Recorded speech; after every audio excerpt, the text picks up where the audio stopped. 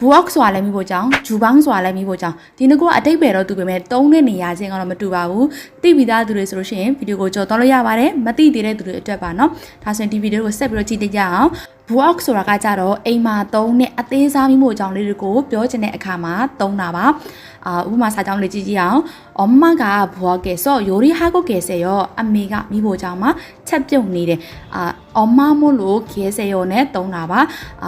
고 있다네 동네 샤래 보노. 나도 장지야. 부엌이 작지만 아늑해요. 디미보장아 찜메메 보노.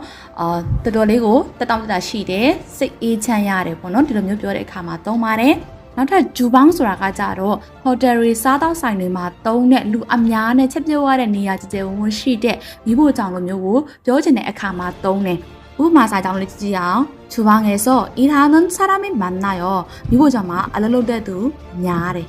ဆိုတော့စားတောက်ဆိုင်လည်းဖြစ်နိုင်တယ်ဟိုတယ်လည်းဖြစ်နိုင်တယ်နောက်တစ်ကြောင်းက이 레스토랑의 주방은 아주 깨끗해요. 이 사도상의 미보장은 아예 단신해. ဒီလိုမျိုးနေရာတွေမှာပြောချင်တဲ့အခါမှာသုံးပါတယ်အခုဆိုလို့ရှိရင် buok နဲ့ 주방 ဘယ်လိုကွာလဲဆိုတော့သိသွားပြီလို့ထင်ပါတယ်အားလုံးလည်းကျေးဇူးတင်ပါတယ်감사합니다